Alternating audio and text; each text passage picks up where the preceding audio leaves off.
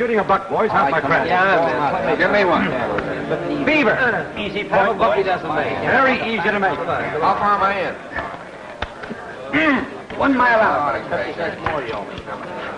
$2. That's it, boys. Snake eyes. Good morning, Mr. Reed. Well, Mr. King, I hardly expected to see you here. Well, to tell you the truth, I didn't quite expect to be here myself. I've never attended a function such as this before, and Oh, let me get you a cup of coffee. Oh, I told you this is my lucky day, fellas. I can feel it in my bones. Come on now, come on. Hurry up. Come on, I see you go. Looks like you've been persuading him, Bates. Oh, hello, Phillips. Kind of early for an assistant DA to be out of bed, isn't it? Oh, not too worried to keep up with you. Oh, well, come on and throw him out and quit talking. Beaver. How about you? You want to fade some of this? No, thanks. Never gambled. Give me a cigarette, will you? Sure. Come on, hurry No, up. thanks. Throw him out of here, will you? I told you this is my lucky day, fellas. I can feel it in my bones. Look. Never touch him. What's my point? Pass. Schmeiss. Oh, deal him. My second cup of coffee today. I hope it doesn't upset me. Well, I find it quite stimulating, but not nearly as exciting as this little gathering.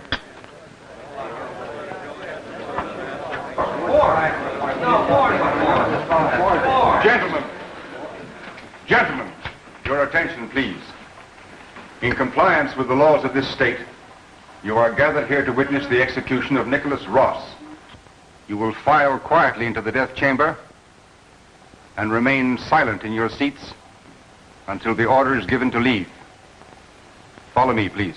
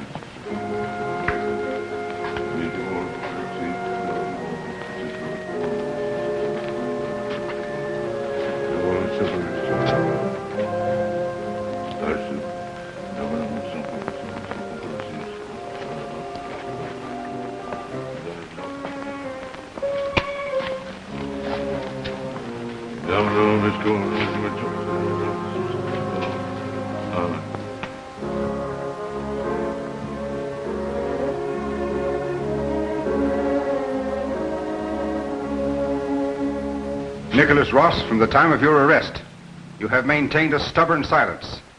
This is your last opportunity to speak. Have you anything to say before you pay the penalty for your crime?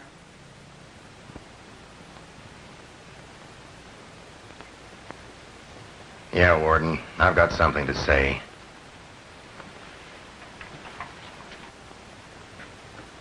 Yeah, and I know what you're all thinking. That I'm gonna pull out the stops and bleat that I'm innocent. No, I'm not. Sure, I killed Benton. You reporters have been waiting for me to spill ever since I was nabbed. I disappointed you. But I'm not going to disappoint you now. I'm going out soon, but I'm not going alone. The fellow's going with me squirming plenty now. Squirming like I squirmed for nearly a year waiting for him to spring me. I bet he's dying inside of himself right now. Like I died 1,000 times. I'm gonna sing, boys, good and loud. He promised to get me out of this if I kept my mouth shut. I've kept my promise, but he welched on his. And now I know he's afraid. Like he's always been afraid.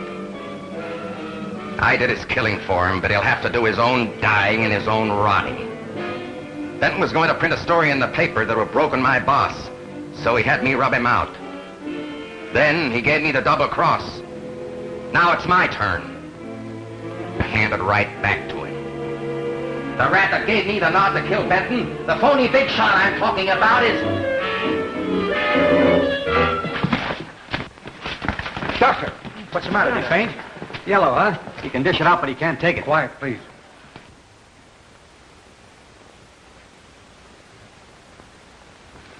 Father, I guess you take over from here. What do you mean, Doctor? This man is dead. Heart attack? No. Murder. Murder? What do you mean? Quiet, everybody, please. Are you certain, Doctor? Look. See this dart? That's the baby. That did the job. Must be reeking with poison. Look at the dilation of the pupils.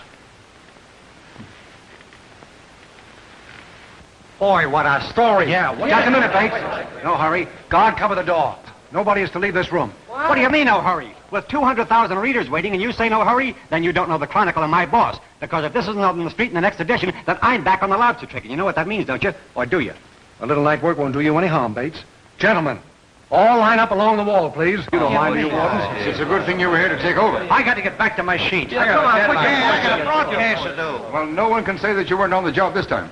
On the spot, you mean, Warden. I was watching him very carefully. That dart traveled with a lot of speed. It was shot out of something. And we're here to find out what that something is. Shot out of something? What do you mean you're talking about? Shh, now quiet, boys, please. If you keep on making noise, you won't be able to hear me. And if you don't hear me, you won't know what I want. And you're going to stay here until you do. Come on, Sherlock. It's too bad we don't have our cameras with us to take pictures of the great mystery unraveling. That might be very amusing. Gentlemen, please take your clothes off, all of you. What? Come on, hurry up. What is the meaning of this? That's precisely what we're going to find out. Fold, effrontery. Why should I be subjected to this sort of thing? And this man, who is he? This is Roger Phillips, District Attorney's Office. I suggest that you gentlemen cooperate. Oh, I'm very sorry, Mr. Phillips. That's quite all right, quite all right. You just follow instructions. Yes, of course. I should have listened to my old lady. She told me to change my socks. This is absolutely infantile. Who ever heard of a crime being solved this way? Well, you ought to see more double features. What's that to do with our undressing? Well, don't you get it? One of us has the murder weapon, and Phillips, the smart aleck, thinks we have it hidden between our toes or something. Most embarrassing. Absolutely absurd. Hey, wait a minute. What about you two guys? What do you mean? Well, if I'm sitting in a game of strip poker and the stakes are this high, everybody plays or I don't. He's right. It's the first time I ever knew anybody on the Times had brains. Start disrobing, Mr. Phillips. There's been a murder committed in this room, remember? I suggest that you start with your tie. I agree with you, Bates, 100%. You're absolutely right, Johnson. Looks like we're sitting in, Warden. Yes.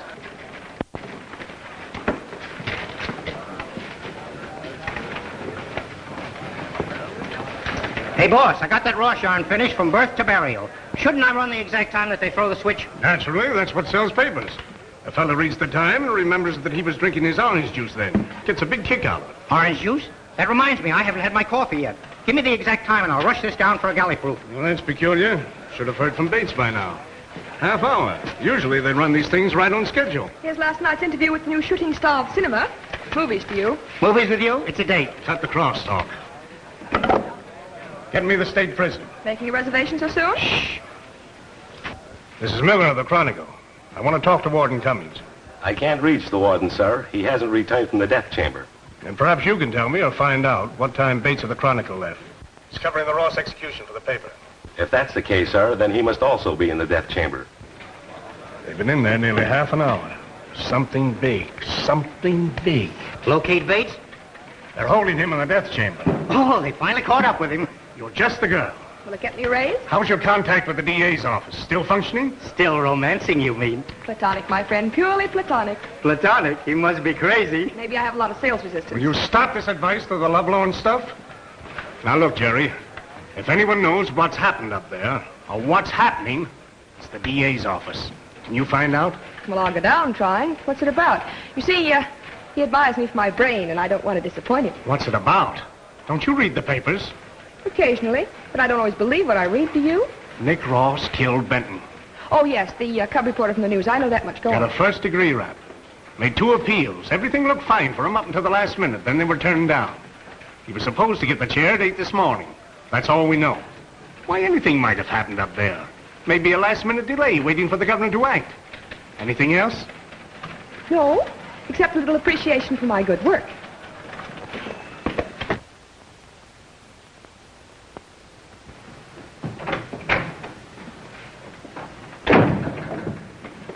Would you repeat the number, please? Thank you. Line's busy. No wonder there's such a little thing as wrong numbers. Oh, hello, Miss Reynolds. Don't you know that half the calls people make aren't important? So if they don't get them, so what? How do you know so much about the calls people make? Simple. I'll listen in like the letter carrier in a postcard. Don't say so. You tell Mr. Phillips I'm here? Can't? Don't tell me you have to finish that chapter. Nope, he isn't in. I'll wait. Sure, have a chair, they're nailed down. Say, that's a corking new jacket you've got. When'd you get it, yesterday? Still a super sleuth, aren't you? How'd you figure that one out? Look at the collar. That one's pressed round, the others are flat. Deduction, obvious. You just put it on today, and that little tail around the corner hasn't had a chance to put his mark on it. You're wonderful. Say, I'll tell you something else. You got dressed in a hurry this morning. Don't tell me you were peeking. Ah, that's for amateurs. You got your left stocking on inside out. You're marvelous, but you'd better stick to collars. Isn't he in about this time? He's up at the state prison right now, attending that Nick Ross barbecue. Just sent me a message. Message? What did the message say? Nothing. Only he wouldn't be in till later. Hey, where you going? To prison. Oh, what some women won't do for a man. Bates, I have never seen such a collection of phone numbers. But you ought to see who answers. You know, Mr. Phillips, if you're lonesome some night and want a partner for solitaire, I might let you have a number or two. Thank you, no. Back to your seat. Never have I been so humiliated. Felt kind of foolish myself. I guess I'll have to go on a diet. So I noticed. Mr. King. Yeah? Thank you very much for cooperating. I believe these things are yours. Oh, yes, thank you. Oh, my capsules, I don't know what I'd do without them. Nervous indigestion, you know. I've tried all sorts of remedies. Exercises, too. Oh, nothing too strenuous, but do help me in the least. And then my physician prescribed these. If ever you're troubled... No, thank you. Thank you very much. As a matter of fact, I could eat a great big steak right now. A steak? Just think, boiled chicken upsets me. You'd better try 2 of those capsules next time. Now, by the way, just why are you here today, Mr. King? I'm Mr. Lowell King. Well, it sounds euphonious, but that's all. Mr. King is here at the invitation of the governor, Mr. Phillips. Oh, I see. He has been offered an appointment to the State Board of Pardons and Paroles and is making a survey of the state prison prior to accepting the vacancy. I hope that you don't have many occasions of this sort. Thank you, Mr. King. Yes, I quite agree with you, and thank you. That'll be all. Garvey. I'm Garvey. Evening Dispatch. Can I scram now? I got a deadline, mate. Plenty of time for the evening dispatch. Not this evening dispatch. It comes out in the morning. You'd better stick around a few minutes. It might be worthwhile. Mr. Lanning. I believe these things are yours. Mr. Lanning, just why are you here today? Nick Ross asked for me. Got me a pass. Why? Oh, I don't know. I guess I'd do it that. I've known Nick ever since he was a kid. I had a candy store. He used to come in with his penny. Nice kid. Didn't see any bad in him then. Warden, did Nick Ross send for him? He did? Mr. Lanning, do you still have a candy store? Well, no, I'm sort of retired. I made a nice real estate deal some time back, and I'm fairly comfortable. Did you ever help Nick Ross out as a kid? I told you he was a good boy. Even used to run errands for me, and always brought back the right change. He certainly changed, all right. All he ever brought back later on was the right body. Thank you, Mr. Lanning, that's all. Thank you, Mr. Phillips. Mr. Reed. Why are you here today, Mr. Reed? It's my duty to my membership. I'm Executive Secretary of the Union Against Capital Punishment. I attend all executions and report all the details to my organization. Quite a job. That'll be all. Johnson? Yeah, I'm Johnson. The Times. Leave these things are yours? Yeah. Oh, are these yours, too? Oh, yeah, they're mine. I never knew you were an art critic. Just breaking them in for a friend. Now, gentlemen, I want you to take the exact places you were in at the time of the murder, please. Be seated, please.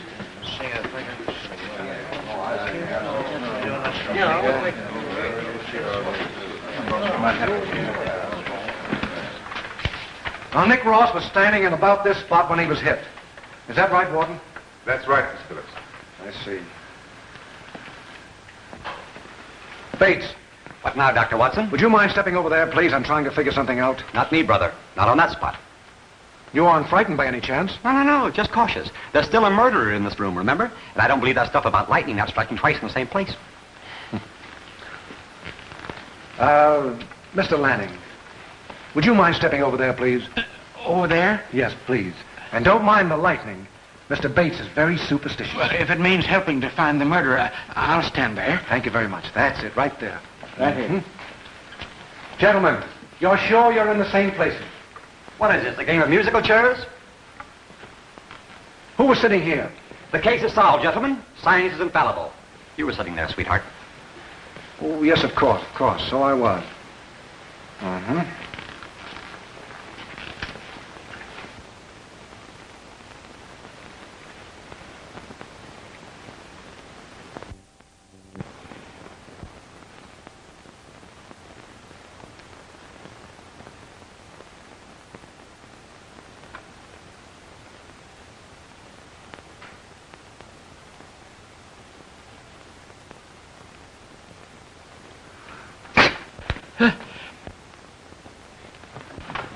Why did you kill Nick Ross? Who? Me?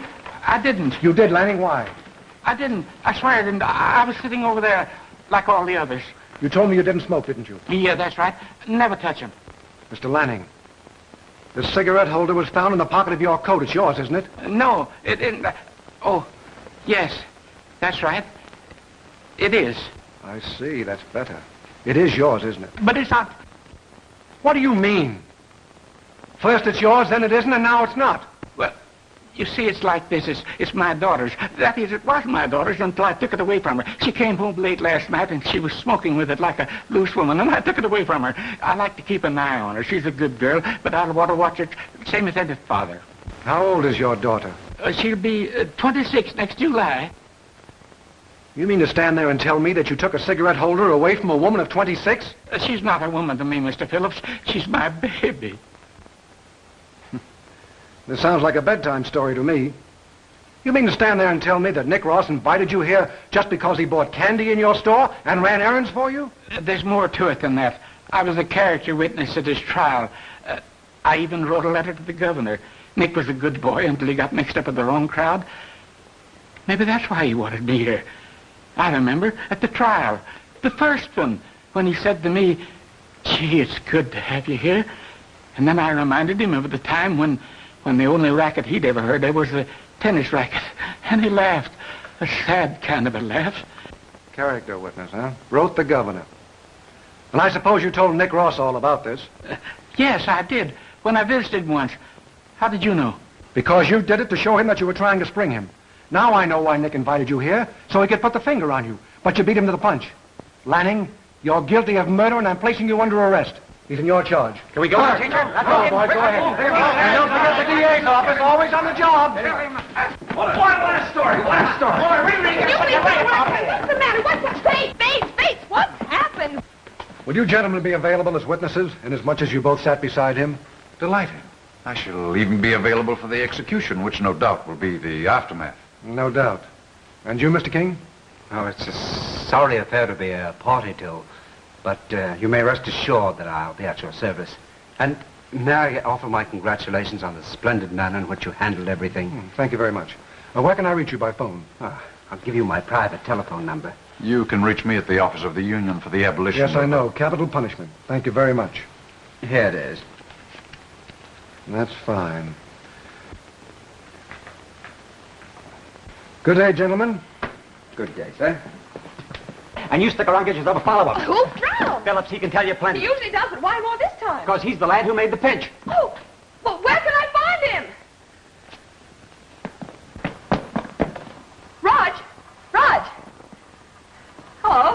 Fancy meeting me here. Isn't one from the Chronicle enough on a story? I bet you could tell me a lot you wouldn't tell Bates. But I'm not going to do hours. Now, be a good little pal. I'll wait. That's fine. There's a nice big comfortable chair in there, and I guarantee it'll put you to sleep. You're just a no. A sweet one, though.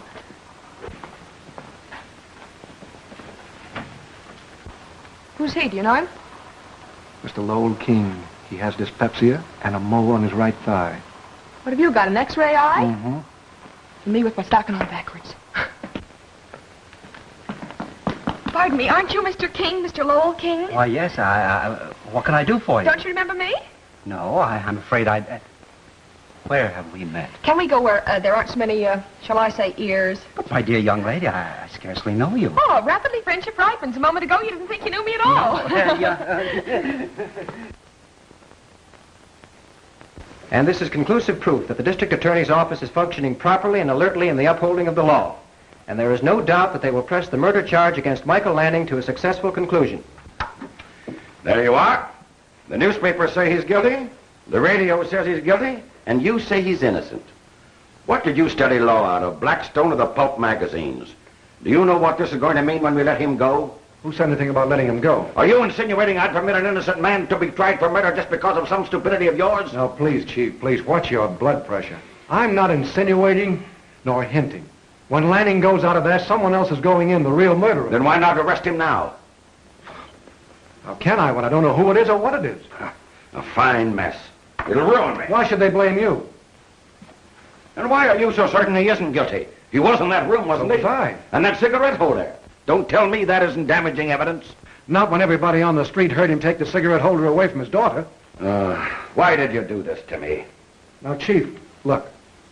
We'd be a fine pack of saps if I witnessed a murder in a locked room and couldn't find the murderer. Don't say we. I wasn't in that room. Well, anyway, I'm holding one temporarily. In the meantime, the real murderer... Yeah, the real murderer. He'll just hang around, wait for you to nail him, thinking the whole case has been settled. Listen, Roger, this is serious. Someone is guilty. And we haven't enough evidence on Lanning to convict him. Is he in? Yeah, but he's busy with the chief. I'll go into his office and wait. You do, and he'll toss you out. He's working on that Lanning case. What a coincidence, so am I. You are, so am I. Only I got it solved, see? Now, look. Lanning is no more guilty of that murder than Phillips in there is. I say, here's my theory. Who said it was murder? Now, tell me, who said it was murder? I think he killed himself. Nick Ross. Oh, how could he possibly? I'm working on that right now. Look. This stuff is going to your head instead of your brains. What'll they write next? Why don't you go to the library and find out for yourself?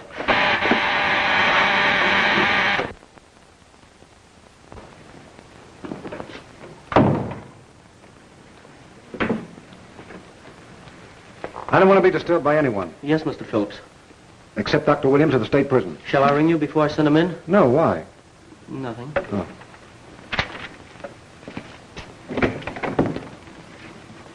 Oh, no wonder he was so anxious to announce Dr. Williams. My, you're a busy man. When do we ever get a moment alone together? This is it, darling, so you better take advantage of it. I will. Now the amenities are over, let's get down to business. Look, Raj, I've got a typewriter over at my office that's just begging to knock out a hot yarn on the Lanning case. When do we indict him? We're not, and it's off the record. If one syllable breaks anywhere... I know, you'll break my neck. What's happened? Nothing, that's just it. I had as much on Bates to pinch him as I did Lanning. It was just as simple for him to blow the dart. With what, hot air? Oh, he had a pipe. Bates had a pipe. It doesn't mean anything. Maybe Tommy was right. He said Lanning wasn't any more guilty than you. Tommy? Oh. Tell me, how did you come out of your interview with King? How did you know? How did I know? Didn't I sick you onto him? Or do you think for a minute that I was trying to get out of buying you your lunch? Do you blame me? First you stand me up for breakfast, and then you push me on to someone else for lunch. Did he take you to lunch? Luncheon, if you please. Sterling silver coffee service and everything. And I didn't have to go Dutch or leave a tip. What did you have to eat? I mean, what did he have? You going in for studying diets? Oh, tell me, Jerry, how does he eat, like a man or a mouse? Well, I'd say more like a mouse. He had a carrot salad and a glass of milk. Oh, then he has got dyspepsia. Oh, every symptom. So I didn't learn anything about Mr. King, but what's his ailments got to do with the case? Well, you know. Be suspicious of everyone. That's the first rule. The last rule that counts when you count up.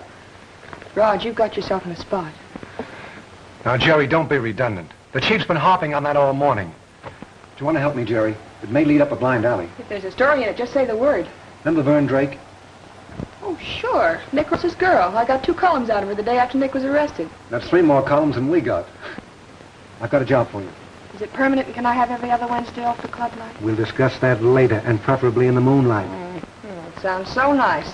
But before the moonlight, I'm to interview Vern Drake, to put it mildly. To put it strongly, I'm to pump her till she says anything that might mean anything. You know something, Jerry? You should wear a badge and have flat feet. That's exactly what I want. I'll give you her address. Here's the laboratory report.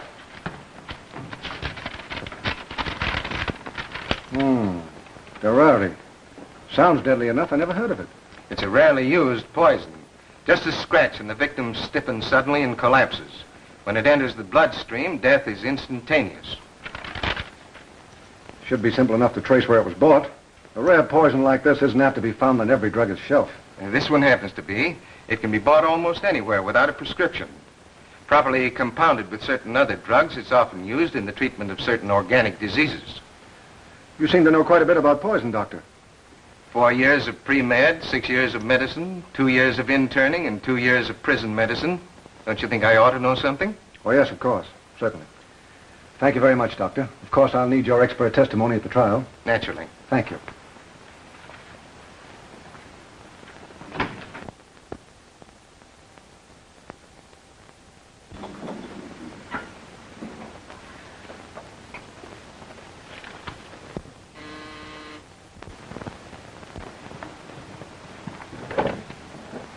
What you want? Hello, I'm Jerry Reynolds. How are you?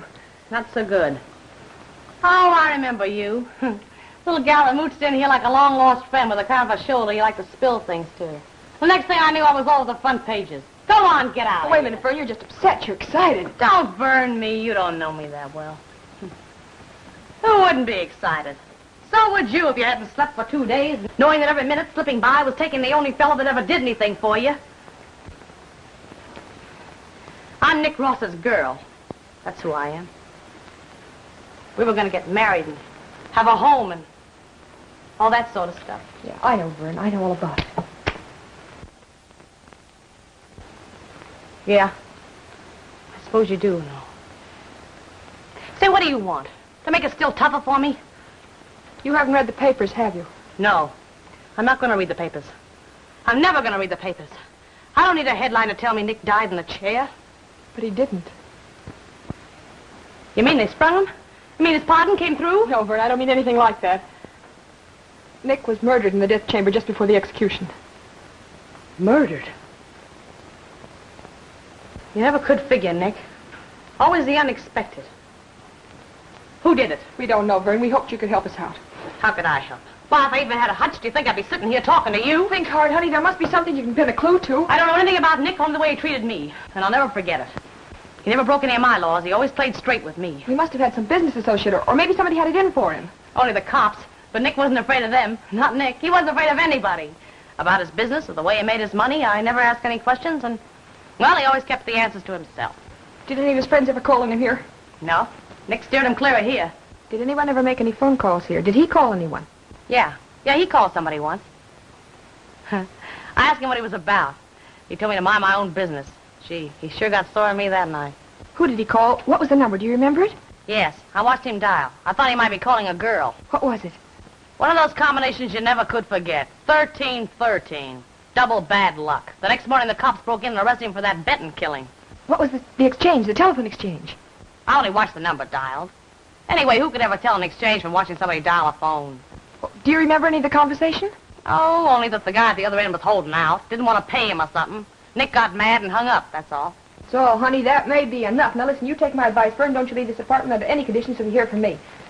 Say, are you trying to get me to hang around here till the cops get here to question Honey, no me? cops are going to question you. I promise you that. Now, stay here until you hear from me, will you? Keep your chin up. What with, a noose? And all I want you to do is to announce us to Phillips. Just announce us.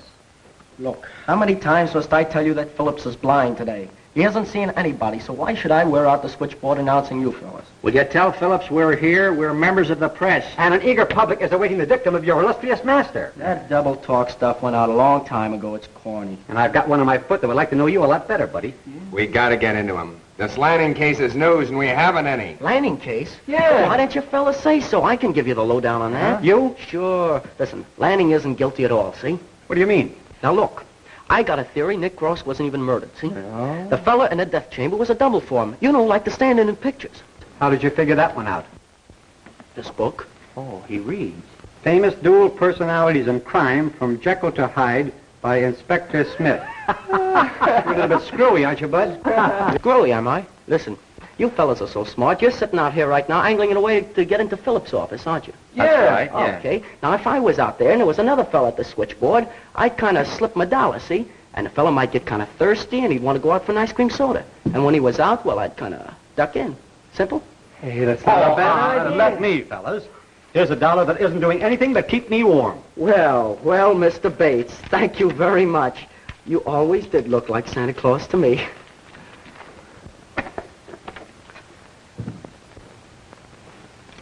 Hey, wait a minute. How about that ice cream soda? Ice cream soda? Yeah, the ice cream soda. Yeah. Oh, the ice cream soda. Oh, well, that was if I'd be outside and there'd be another fella at the switchboard, but I'm at the switchboard and I'm allergic to ice cream.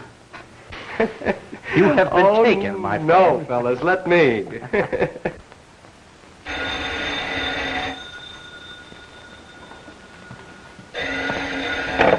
Hello. This is a friend of yours. If you've got any sense, you'll leave town right away. Who is it? Get out of town and stay out, and don't be shooting your mouth off to reporters or you'll get the same treatment your boyfriend got. Hello? Hello? Operator.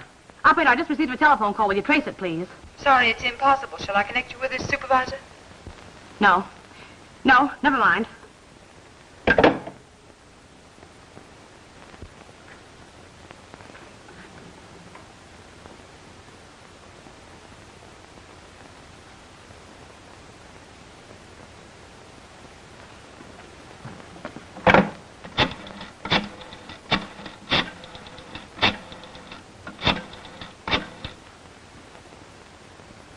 Hello? Hello. This is Vern Drake. It's very important that I see you here right away. But that's impossible. I can't get away right now. Oh, yes, you can, or else I'll come over and get you. No, don't do that. I'll be there in an hour. I'll be waiting, but only for an hour.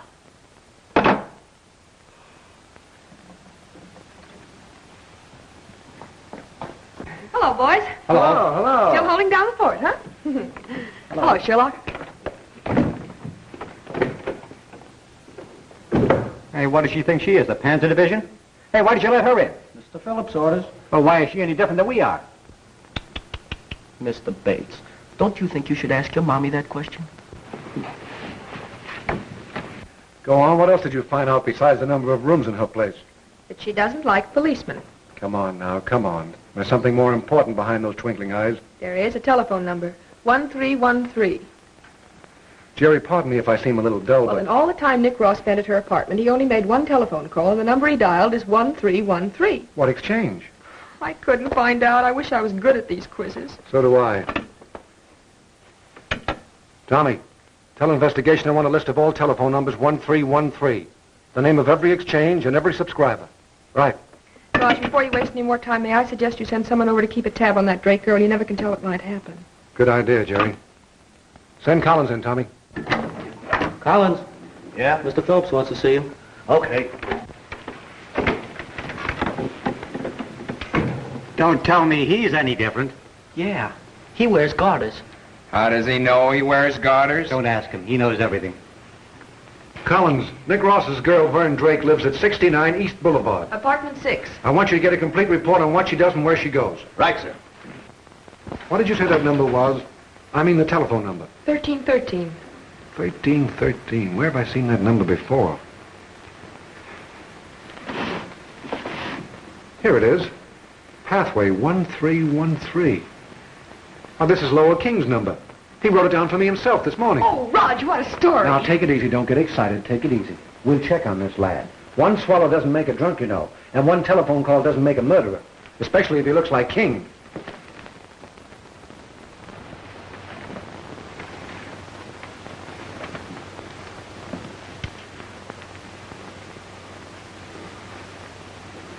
Here it is. Lowell King.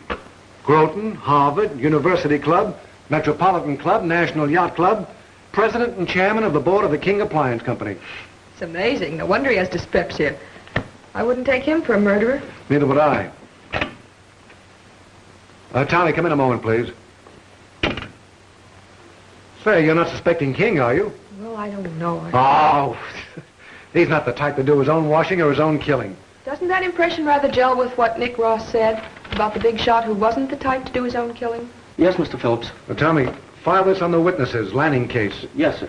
You're losing your grip, not witnesses, suspects. Don't let your imagination take you for a ride.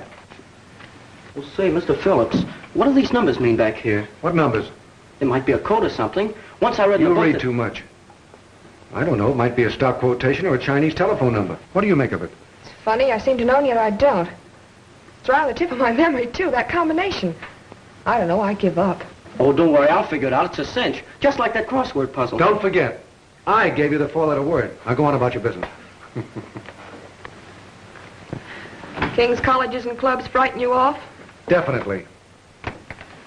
Where are you going? I'm going to pay a little visit to Mr. Lowell King. Oh, just rehearsal for your star witness, huh? My little plum, it's only a short step from the witness chair to the prisoner's dock.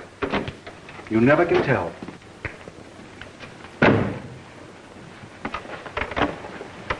What's cooking, Phillips? Nothing new on the Lanning case. We're preparing an indictment. Mr. Phillips. Yes? Investigation just called. They said they'll have the dope for you in a little while. Fine. See you later, Jerry.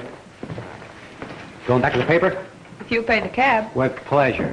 No backseat driving? I wouldn't fool you. All right.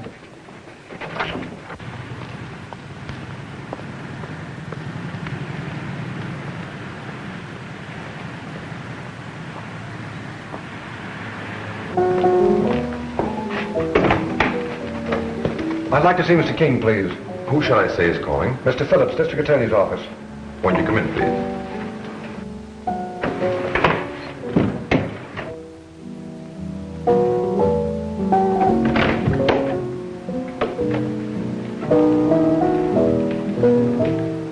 Yes, Gordon. There is a Mr. Phillips from the District Attorney's office here to see you, sir.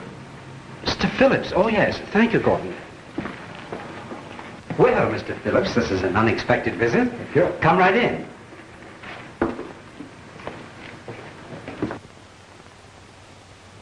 Won't you sit down, please? Thank you.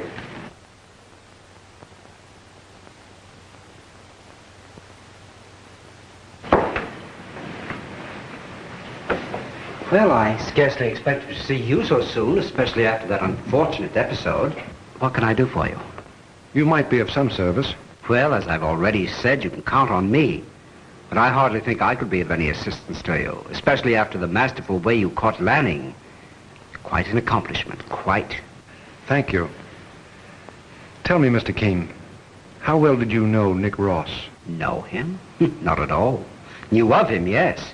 Merely the things that one reads in the newspapers. Most undesirable characters, I recall. Then why did he telephone you on the day that Benton was killed? Telephone me? It's preposterous. Just what are you trying to say, Mr. Phillips?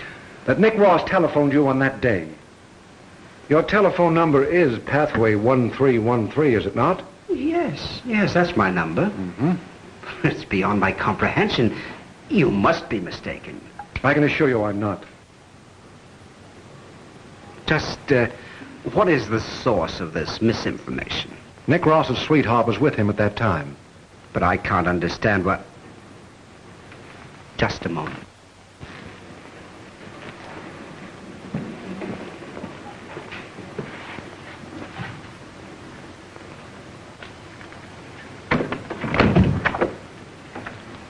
You rang, sir? Yes, Gordon. Tell me, do you ever know a person named Nick Ross? Yes, I did, sir. I occasionally placed a small wager with him on the horses.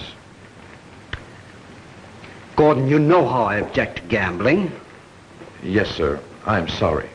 But it wasn't often that I wagered, sir. Only a small bet once in a while. Did he ever telephone to you here? Only about to pay off. When I won. Which unfortunately wasn't very often. I can quite understand that. Are there any questions you would like to ask, Mr. Phillips? None, thank you. That'll do, Gordon. I'd like to have a word with you later. Yes, sir. I wouldn't be too harsh with him.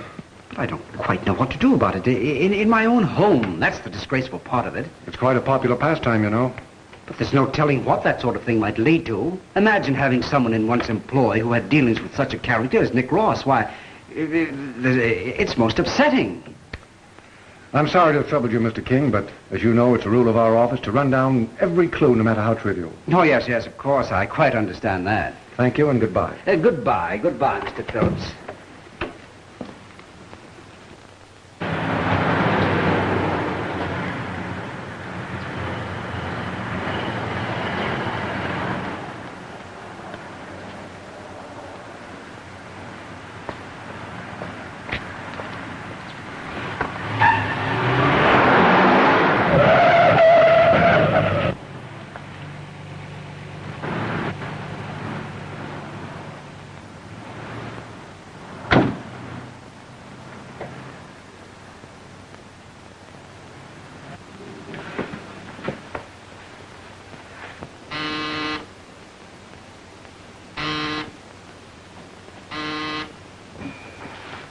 It's about time you got here.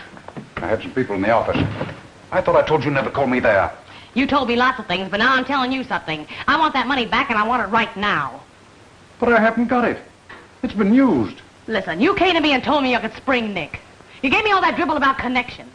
We scraped up $5,000 for you. Now you scrape it back. It's impossible, I tell you. I haven't got it. What did you do with it? You don't seem to understand, my dear. That money was a contribution to the Union Against Capital Punishment to further our good work and our efforts. Don't give me that. You're the union and there's nobody else. Listen, you fake. Do I get that money or do I call the district attorney's office? Just a minute, Miss Drake. Please, don't be so impetuous. Do I get it? Yes. I meant to give it to you all the while. Of course, I can't give it to you right at this very minute. I mean, it'll take a few days to make the necessary arrangements. I'm not interested in your arrangements. All I know is that I have a reservation on the 8:30 plane out of here, and I'm using it. Oh, so you're leaving town? Yes. Why? Well, because the climate around here isn't exactly good for my health. And unless you shell out, it won't be good for yours. I see. Sort of an emergency. Well, in that case, I think I can get a considerable part of the money. I'll go right down to my safety deposit box and return immediately. You can go to your safety deposit box, but you don't have to bother returning because I'm going with you in my car. I don't want you picking up the wrong road map and getting lost. Come on.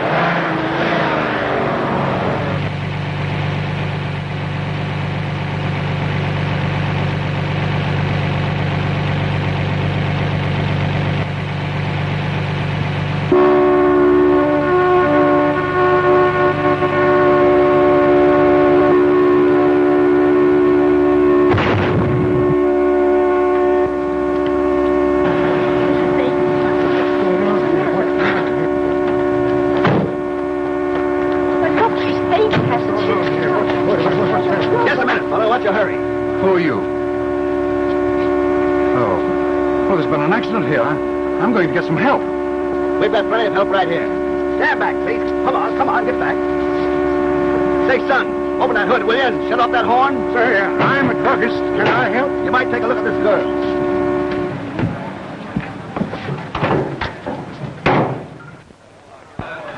We made a complete examination, Collins. We couldn't find a mark on her that caused her death. Tell me, did you see anybody touch the car? I know. I was here all the time. Oh, say, wait a minute, Mr. Phillips. When the car crashed, the horn was blowing. So I had a fellow lift the hood and cut it off. Hook it up again, Cliff.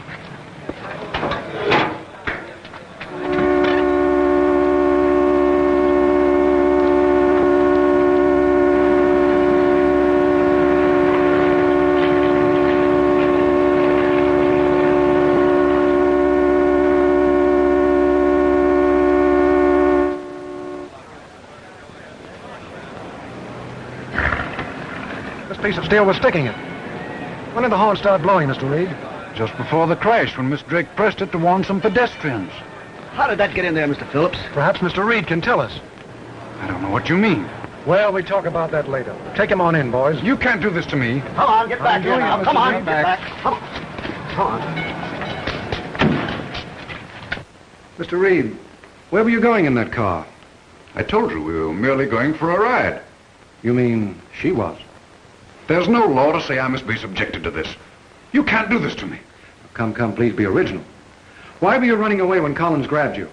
A fine gentleman. The moment you get into an accident, you tail off, huh? Mr. Phillips, I know all this may seem very incriminating, but you see, I wanted to avoid any sensational publicity. I occupy a very important position. Not important enough that you didn't lower yourself to grab $5,000 for a vague promise to spring Nick Ross, hmm?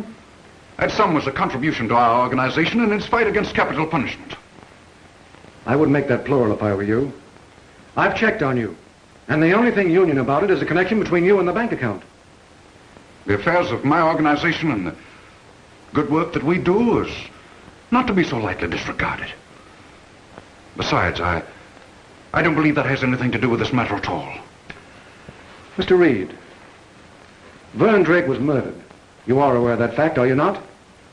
Impossible. Murdered? Why, I don't believe it. Why, I was sitting right beside her. That's why I'm booking you for murder. Logical, isn't it? You killed her, Reed, with this sliver of steel. You concealed it in the horn button. On it was the same poison that killed Nick Ross. That's why I'm holding you for that killing, too. But I tell you I didn't. Why should I? I'm a district attorney, Mr. Reed, not a mind reader. And I'm quite certain that I'll find the correct motives. Take him down, boys. This way, Mr. Reed.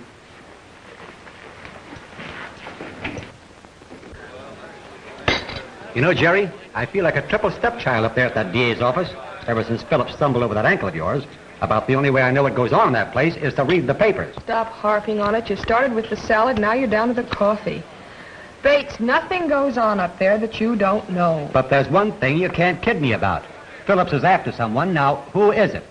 You know what you're talking about? Because I don't. Sure, I heard Tommy tell Phillips that Investigation was about to nab someone.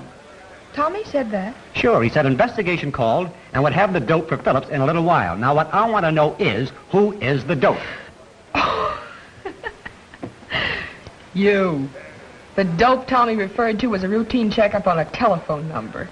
That ought to be right up your line. I stuck my chin out for that one, so let's get back to the paper. Just pay the check and let's go. Well, that's why he invites me to dinner, so to get some information.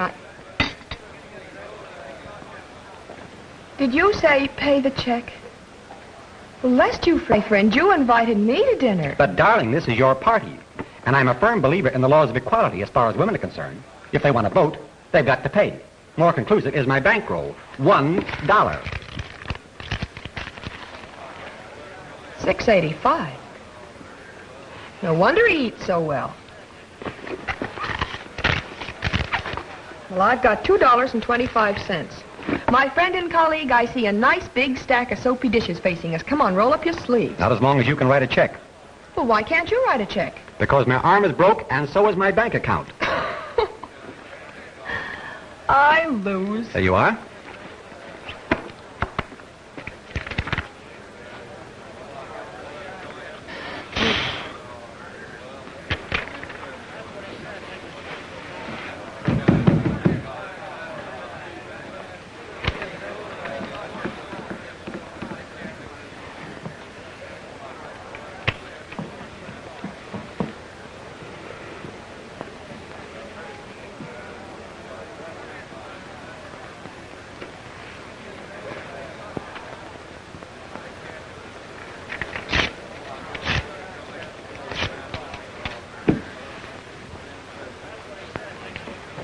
Hello? Yeah. Cash a check for me? Do I know you? I don't know, do you? No to both questions. Look, pal, I'm not asking you any questions. All I want you to do is cash a small check for me. I might even do the same for you sometime.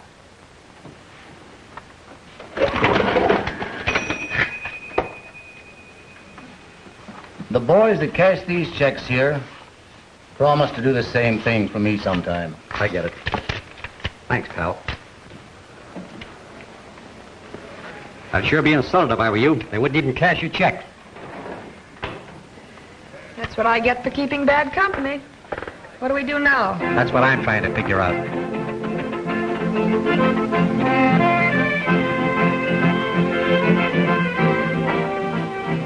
How does anybody think with that music going on? I've got an idea, babe. The Marines have landed.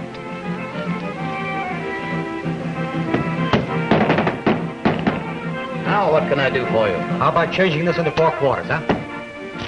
Well, that's a deal that I will go for.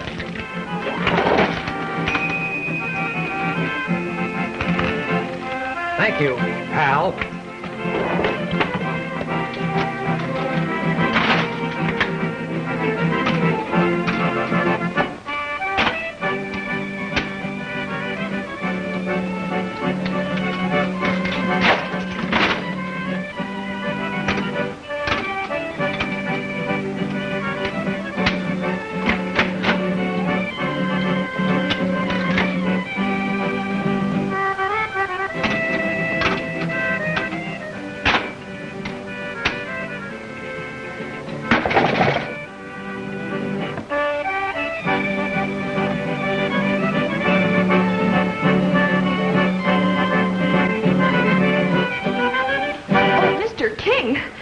Miss Reynolds, what are you doing here? Looking for someone just like you to save me. Why, what's the matter? Well, the trouble is, I was under the impression that I was being taken to dinner. Yes? I was being taken, all right, but not to dinner. I'm stuck with the bill, and they won't cash my check. Oh, how much is it?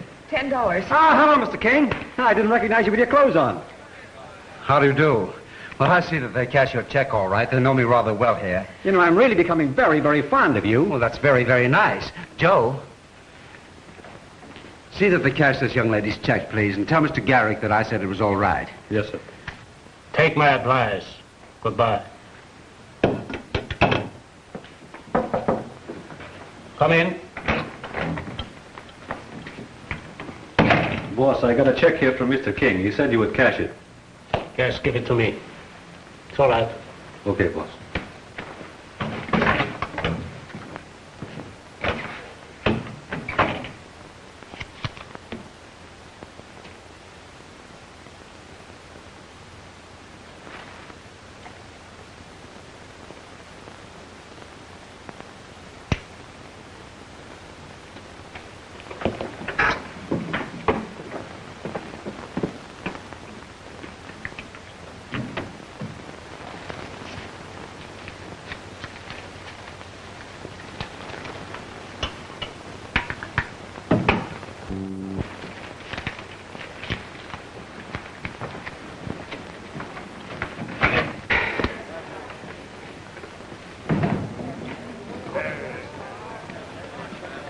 Yeah, Mr. King. Oh, thank you, Garrick. Come on, have a heart, will you? I'd much rather have a receipted bill, thank you. Oh, permit me, please. Oh, Mr. King, you really... Come on, leave him alone. What do you want to do, frustrate him? Come on, let me have a couple of dollars, will you? I'm due for a hit. I can feel it in my bones. Well, you'd better see a doctor. Come on, we're going back to the paper. I'll settle for a quarter. Well, hurry up and lose it. Oh, I'd be glad to drop you both off if you're going back to your paper. Perhaps you have your car here. On our salary, all we can afford is rubber heels. So stick around. We'll be with you as soon as I hit that jackpot. It won't take very long, Mr. King. Sorry, Bud. Wait a minute, pal. Have some on me.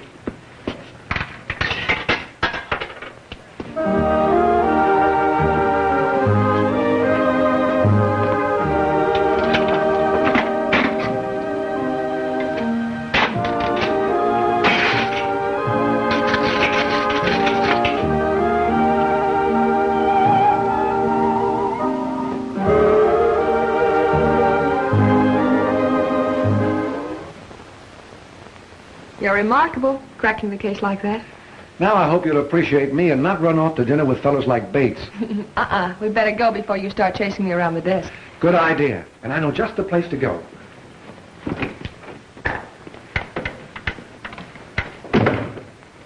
Oh, Mr. Phillips, I was just going to call you. The chief wants to see you. I'll see you in a moment, I hope, darling. Take that pat in the back. I'll wait. Lips are smudged. Observant chap, aren't you? Yep. Still trying? Just mental exercise. I'll get it, though. This book here is going to show me how. Codes from Rosetta to Marconi by Inspector Brown. Well, well.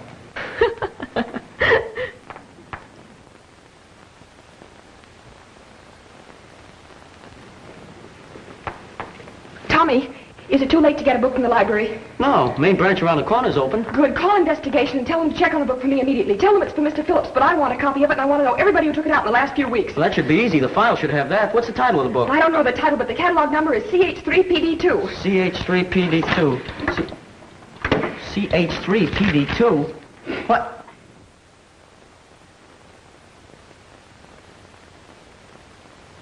Hey, that's what I've been... We found it! Tommy!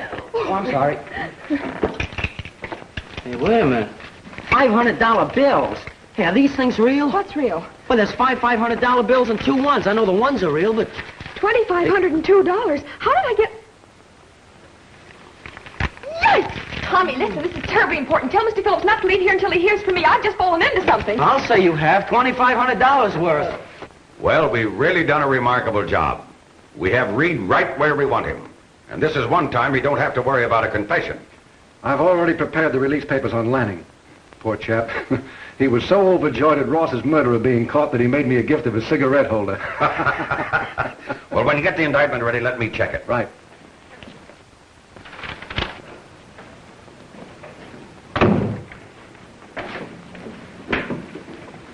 Where is Miss Reynolds? In my office? She's gone, and I saw it right in front of my eyes.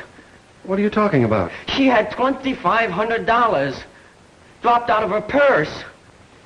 Tommy, I think those books you're reading have gone to your head. Which part are you playing now, Dr. Jekyll or Mr. Hyde? There were five $500 bills and 2 ones. You must be ill. Are you trying to tell me that Miss Reynolds had $2,500? Now, please be calm. I'm always calm, especially when I'm excited. I'm telling you, I saw it right in the front of my eyes. $2,500? Yes, and she said for you to stay here until you heard from her. And another thing, we solved the code. I know I'm hearing what I'm hearing, but I just don't get it. First you tried to tell me that Miss Reynolds had $2,500, and now you're talking about a code. What code? The code on the back of that card that you gave me, and we sent for the book. What book? The code was the number of the book at the library, and we sent for it. Get me the Chronicle, quickly.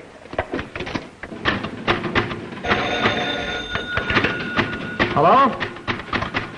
Oh, hello, Phillips. Jerry? No, she scrammed over to your place when she heard about you grabbing Reed with a corpse beside him. Listen, grab a cab and come right over here. This is very important. I'm practically in the cab now. Hello, sweetheart. What's on your mind? You know, this is the first time you've sent for me since Reynolds joined the staff. Before that, I used to get a story once in a while. I'm worried about Jerry, Bates. Well, what's wrong with her? Outside of the fact that she's a gal that never carries enough dough with her. That's just what I'm worried about. She was supposed to wait for me while I was talking to the DA. Now, Tommy tells me that she flashed a roll of $500 bills and took a run-out powder. $500 bills? Look, Phillips, you're talking about a gal that didn't have enough dough to pay a dinner check. I'm telling you that she flashed a roll of $500 bills. And I'm telling you that she didn't have $6.85. She had to write a check. For $2,500? No, she cashed it at Garrett's place. And Garrett never had $2,500 in his joint at one time. $10, brother, that's all she got. Where else could she have gotten the money? I'm still telling you the check was for $10. I don't know. I saw her write it. In fact, I tried to cash it for her, so I know. Then you didn't cash it? No. Well, who did? King. King cashed her check? Garrett. Now, wait a minute, Bates. In your own calm way, and take it easy. Tell me the story right from the beginning. Well, it's very, very simple. I took Jerry out to dinner, and she didn't have enough money to pay the tab, so she wrote a check. Well, I took the check and tried to cash it for her, but the bartender turned me down, so I brought the check back to Jerry. She gave it to King. King took it over to Joe. Joe gave it to Garrett. Garrett cashed it and gave the money to King, and King gave it to Jerry. You got to admit that check got a lot of mileage. Did Jerry count the money? No, just because I wanted to borrow a couple of dollars, just to make a very worthwhile investment, she put the dough right in her bag. She's a very selfish dame. Why should Garrick hand out $2,500 for a $10 check? But Garrett didn't even want to cash the check for us. He cashed it for King, didn't he? There's something phony about this, Bates. Sorry, Mr. Phillips, but I didn't get that book. There's only one copy of it, and it's at the East Parkway branch, and it's closed. But we found out the title and the rest of the information. This is almost as bad as who cashed the check. I send you out to find a book, you don't get it, but you find out the title. That's right, sir. We checked right through that number, CH3 and PD2. The title of the book is Grace Toxicology, the study of poisons and their antidotes. Now, the last 3 people who took it out, believe me, it isn't the bestseller either. Never mind that, Collins. Never mind the book review. Go ahead, please. Well, the last 3 people who took it out were Dr. Harvey Nelson, Thomas Gordon, and Dr. L. Little. Poisons and Gordon. Did you say the East Parkway branch? That's right, sir. Gordon is King's butler. Don't tell me it's the butler. It's always the butler. I've got a couple of calls to make, and the first one is to Garrick. Tommy, if anybody calls, be sure and get the messages straight. Yes, Mr. Phillips. Say, this is getting better and better. Want to listen? When I want to listen to other people's conversations... Say, are you listening to a two-way hookup? Yes, sir. Well, how do you do that telephone trick? Oh, that's easy. I figured it out. I call a fellow on one line and the girl I know on another line. She thinks he called, he thinks she called. Then I listen in. Boy, do I have fun. Can you do that with any 2 numbers? Sure, if you have a switchboard. Say, if we could get Garrick and King on the phone... That's a great idea. Call Garrick. If he's in, hang up. Then we'll go into our routine. Hurry up. Hemlock 8146.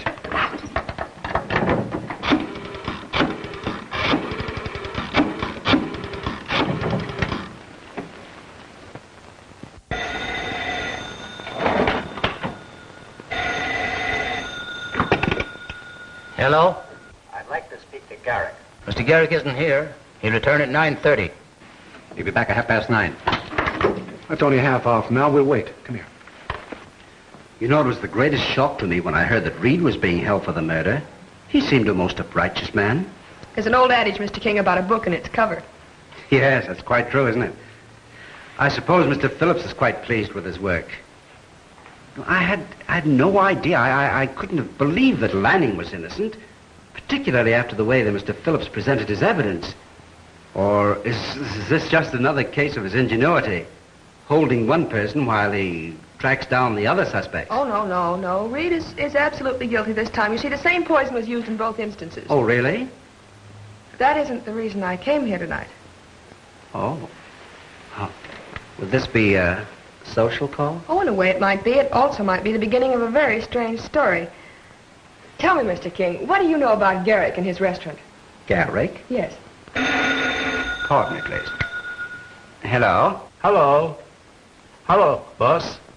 It's working. Oh, I didn't have a chance to see you. I'll stop by another time. Maybe I have some more for you by then. I know 2,500 isn't a lot, but honest, collections are very bad. What do you mean? I'm doing everything I can, but collections getting tougher every day. And 2,500 was all the boys turned in. What are you talking about? I mean the money I gave you tonight when you made your call. I never got it. But you sent Joe back with a check to cash it, didn't you? That wasn't for me. That was for the other party. What you mean? For that girl? Of course. How could you have made a mistake like that? I couldn't help it. I took the check and burned it like you always told me to. But don't worry, I'll find that girl and take care of it. That won't be necessary. Just leave the matter in my hands. What you mean? You know where she is? Yes, I do. Right here. Collins, get a car. Goodbye. Will you pardon me a moment, please? Surely.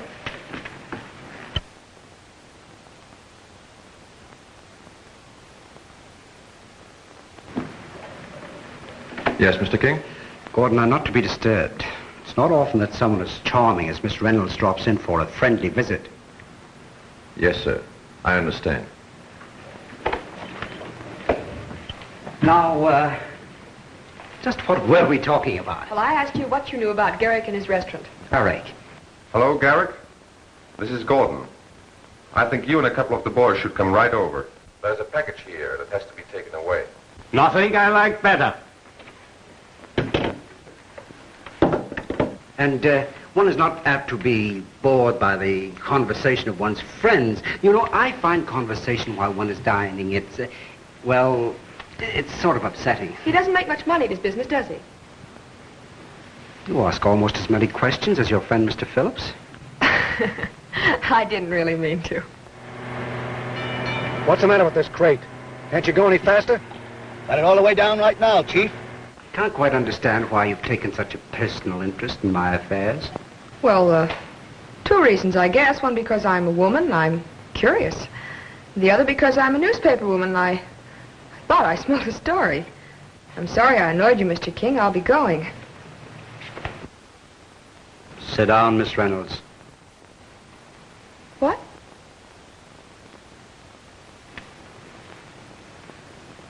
Sit down. Say, what's the big idea? Before you go, don't you think you should return that money? What money? The money you got by mistake this evening. Then it is your money. Well, I haven't got it. I left it with my city editor. And I told him where I got it, too. It's very unfortunate.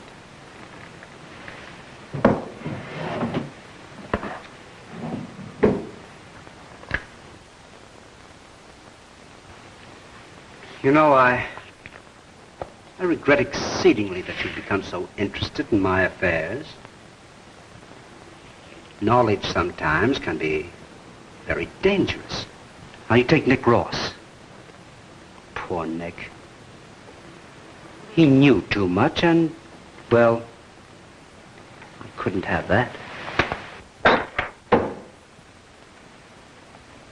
Then you killed Vern Drake, too. Yeah. I was afraid she might talk too much.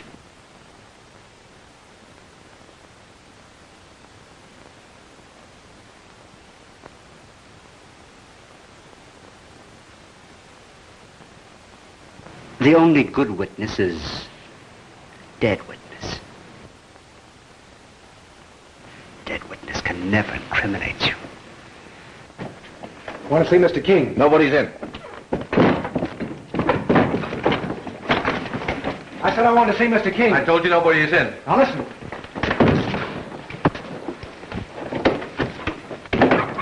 What? Jerry! Well, Mr. King, I think you know why I'm here. I heard your conversation with Garrick. Look out, Rod! Get him, boy!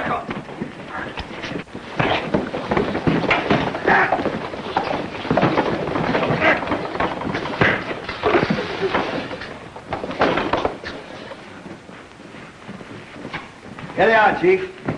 Thanks. Take Mr. King down and book him for murder. Right. And hold the others on a conspiracy charge. Okay, Chief. Get him out of here. Come on.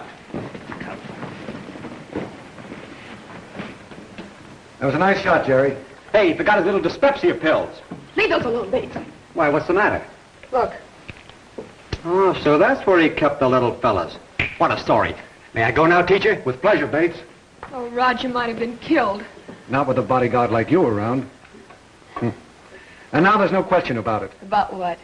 About your joining my staff permanently. And in a couple of years, we may even discuss your Wednesday night club meetings. Oh, I'll resign from the club. Honeymoon Bridge is much more interesting. Do you know what? What? Tommy was right when he said Reed wasn't guilty. Oh, honey. This is no time to discuss Tommy. Come here. Come in. Chief. Yes, Tommy, what now? I've solved the Nick Ross murder. Reed is no more guilty than Lanning is. Then who is guilty? Why, King, Lowell King. And just how did you arrive at that? Simple. He's the only one I didn't suspect. Well, nice work, Tommy. Thanks, Chief. Thanks.